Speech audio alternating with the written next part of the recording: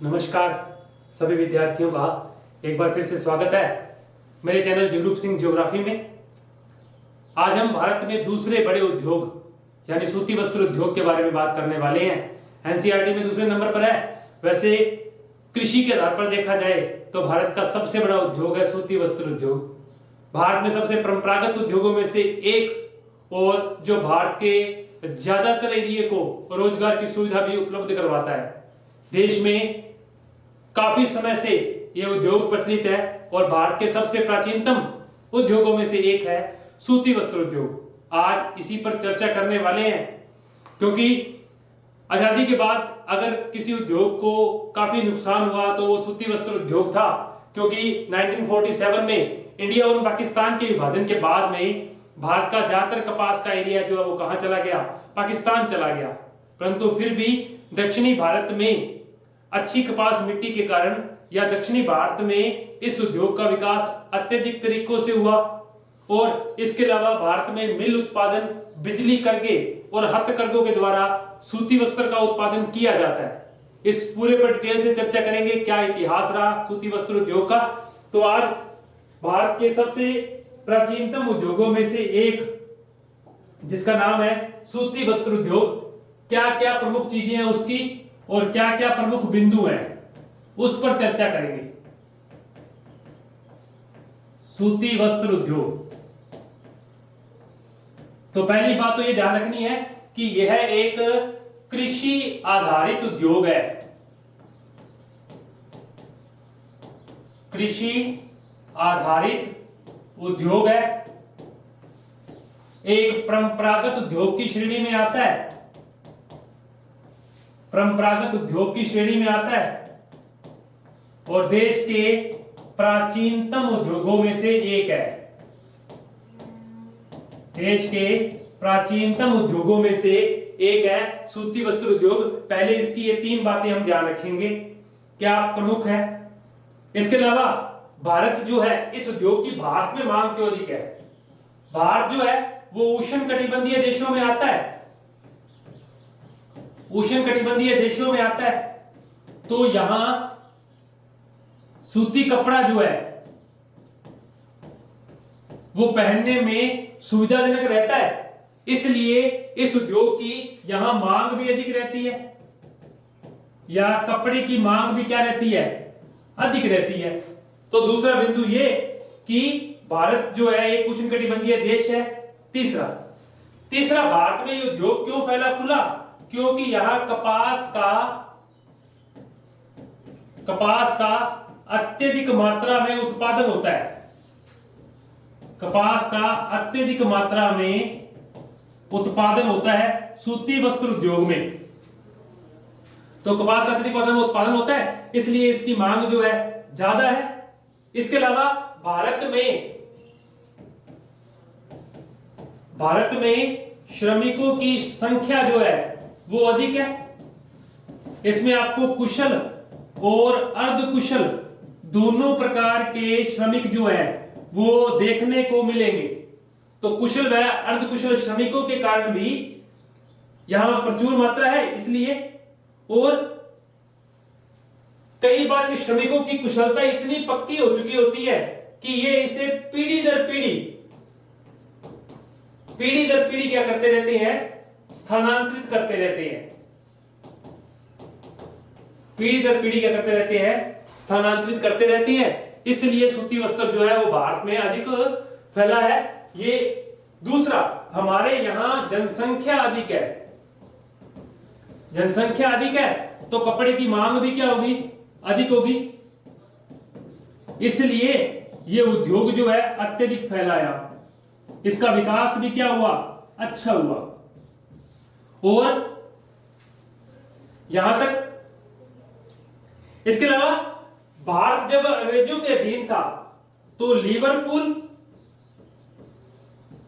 Liverpool और Manchester जैसे केंद्रों को, लिवरपूल और मैनचेस्टर जैसे केंद्रों को भी सूत का निर्यात या कपास का निर्यात यहां से किया जाने लगा। सूत या कपास का निर्यात यहां से किया जाने लगा। ये सब बातें ये पहले की भारत में सूती वस्त्र उद्योग के विकास के या उसके मुख्य महत्वपूर्ण बिंदु क्या थे, क्यों इसका विकास हुआ और क्यों ये महत्वपूर्ण था भारत के लिए। दूसरा बिंदु है सूती वस्त्र का इतिहास कैसा रहा भारत में।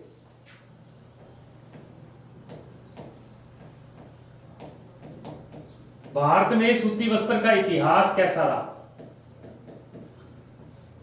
तो ध्यान रखेंगे भारत में सूती वस्त्र की पहली जो मिल है या पहला जो कारखाना है वो 1818 में कलकत्ता के फोर्ट ग्लोस्टर में खोला गया।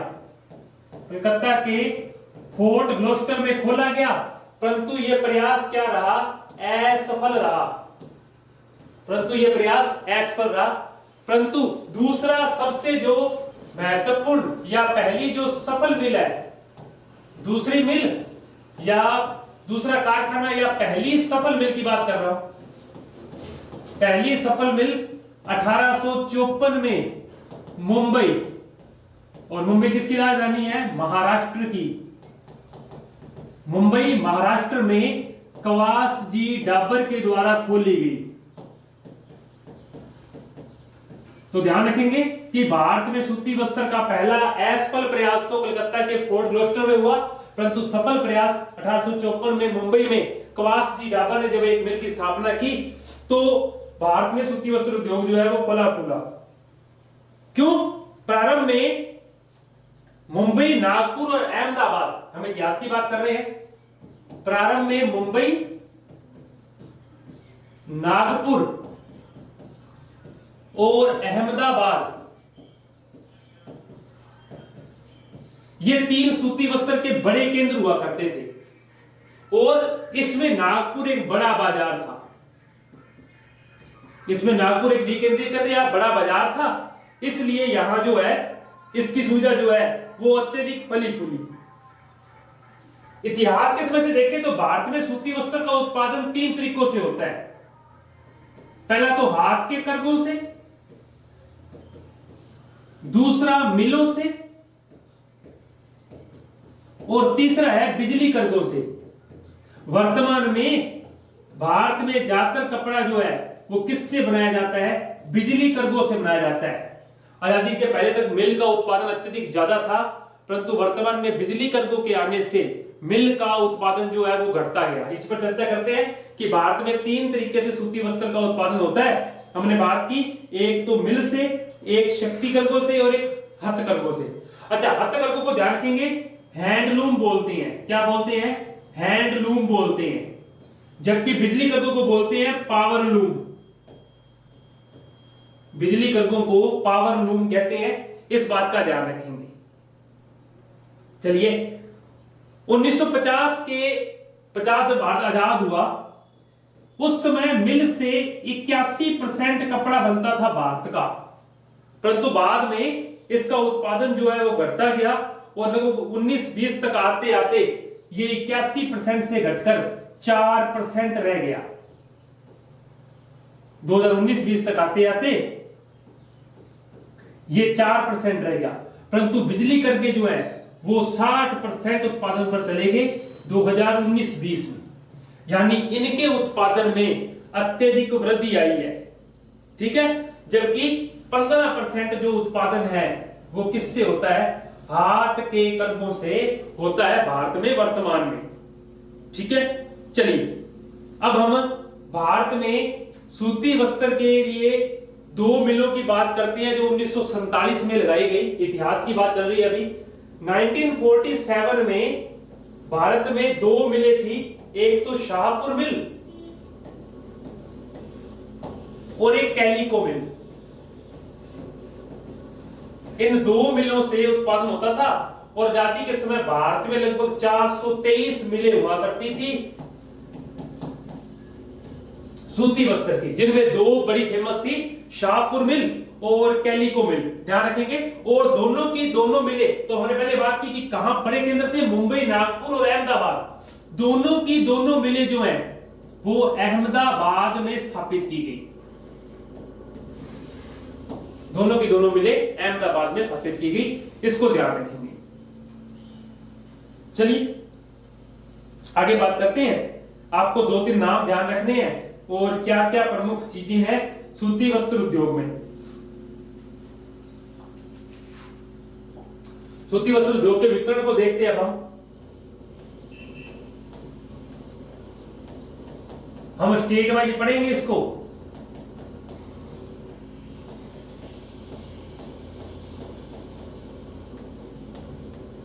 सूती वस्त्र उद्योग का वितरण कैसा है भारत में, इस पर चर्चा करते हैं। पहले आपको 3-4 नाम ध्यान रखने हैं। एक तो ध्यान रखना है मुंबई, एक ध्यान रखना है अहमदाबाद, एक ध्यान रखना है कोयंबटूर,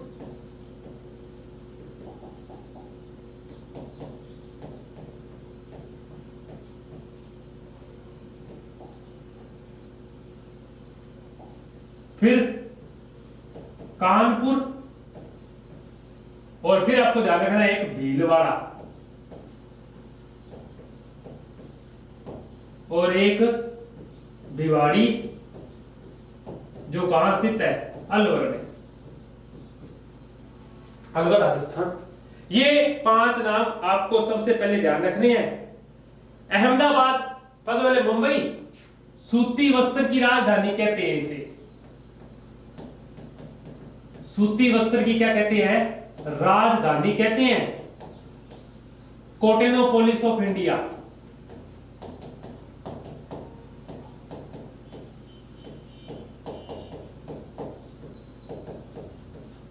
अहमदाबाद को पूर्व का बोस्टन या भारत का मैनचेस्टर भी कहा जाता है। कोयंबटूर को दक्षिणी भारत का मैनचेस्टर,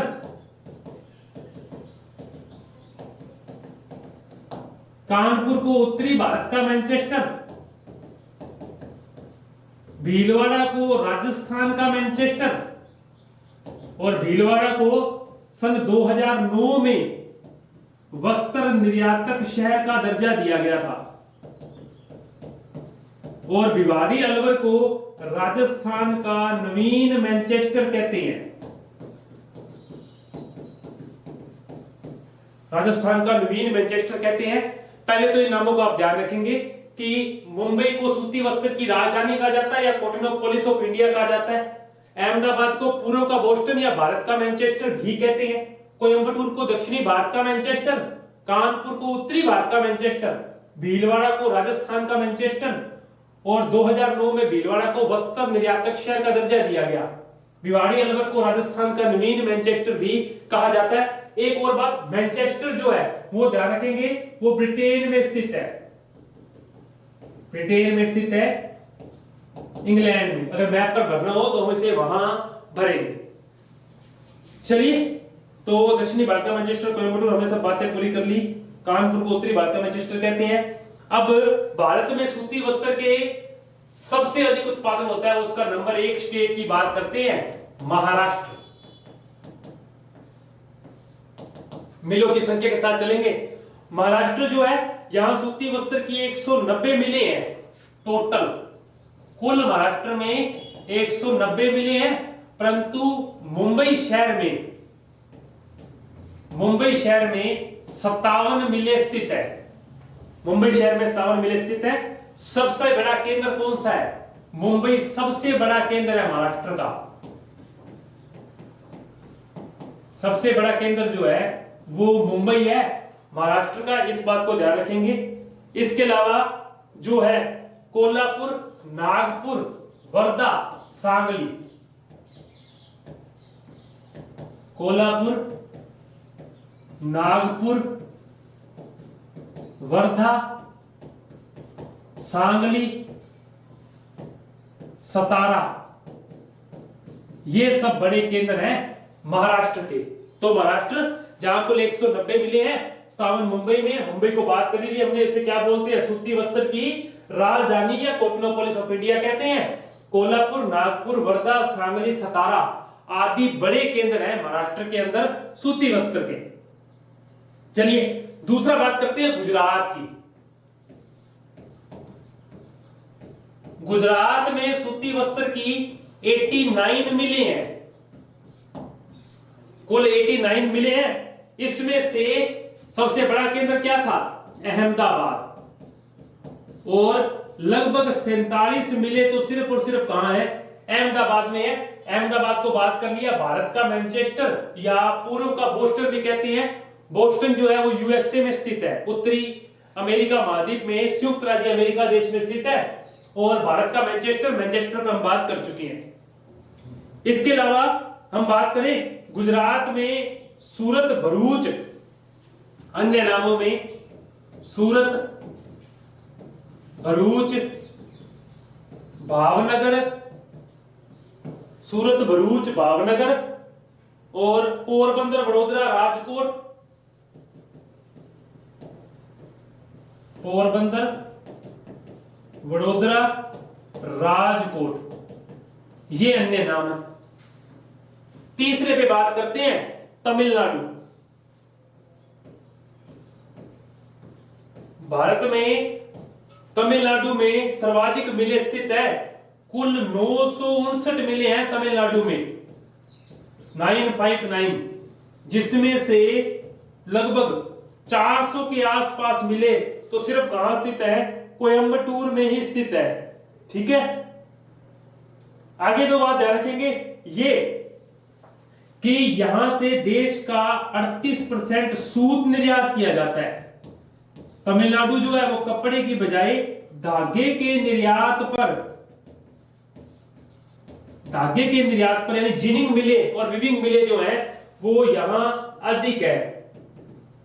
जिनिंग एंड विविंग जो मिल्स है वो यहां ज्यादा है धागे के निर्यात के लिए, और देश का 38% सूत जो है वो यहीं से निकलता है। इसके अलावा चेन्नई, मदुरई, तंजावुर, चेन्नई, मदुरई और तंजावुर बड़े केंद्र हैं सूती वस्त्र के तमिलनाडु में। तो मुंबई, गुजरात और तमिलनाडु ये सारा काम। आगे बात करते हैं क्या क्या प्रमुख और है। हम उत्तर प्रदेश, कर्नाटक, तेलंगाना और पंजाब में कुछ देखते हैं। उत्तर प्रदेश, यूपी, देश की 44 मिलें यहां स्थित है। उत्तर प्रदेश में सूती वस्त्र की 44 मिलें हैं, जिसमें से 14 मिलें जो है वो कानपुर में है। और कानपुर को क्या बोलते हैं? उत्तरी भारत का मैनचेस्टर। इसके अलावा मोदी नगर, हाथरस, लखनऊ, ये सब बड़े केंद्र हैं उत्तर प्रदेश में। ठीक है, आगरा भी ले सकते हैं आप एक। फिर है कर्नाटक, कोई बड़े नाम नहीं है इतने, हमें याद रखने को इतना जरूरी नहीं है, क्योंकि एनसीईआरटी में आपके यही 3-4 ही दे रखे हैं, उत्तर प्रदेश तक ही दे रखा है। पश्चिम बंगाल में हुगली, वेस्ट बंगाल में हुगली एक बड़ा केंद्र है। हुगली एक बड़ा केंद्र है। इसके अलावा लिख रखा है थोड़ा बहुत हमारे पास पश्चिम बंगाल में, क्या रह गया? हावड़ा रह गया, हावड़ा रह गया, कलकत्ता रह गया, श्रीरामपुर रह गया। ये बड़े केंद्र हैं। अब क्या है, भारत में सूती वस्त्र के लिए कुछ प्रॉब्लम्स चल रही है, कुछ अच्छी बातें भी हैं। हम उन्हीं 2 चीजों पर बात करेंगे। तो हमें वहां 5 राज्य ही लिखने हैं, एक महाराष्ट्र, एक गुजरात, एक तमिलनाडु, यूपी और वेस्ट बंगाल। अन्य नामों में पंजाब के कुछ थोड़े बहुत स्टेट है, कुछ तेलंगाना के हैं, कुछ कर्नाटक का हुगली फेमस है सूती वस्त्र के उत्पादन के लिए। उसे हम इतना ज्यादा एनसीईआरटी के हिसाब से इतना गौर नहीं करेंगे। फिर भी अगर हम सूती वस्त्र की समस्याएं देखें, सूती वस्त्र की समस्याएं क्या क्या समस्या रही है सूती वस्त्र की? हमारे यहां लंबे रेशे वाले कपास की कमी है।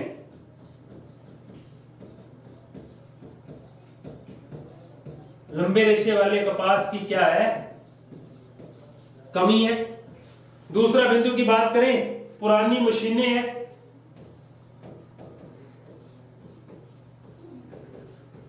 सिंथेटिक कपड़ों से प्रतिस्पर्धा है, जो नया कपड़ा आ रहा है सिंथेटिक कपड़ों से प्रतिस्पर्धा है हमारे यहां।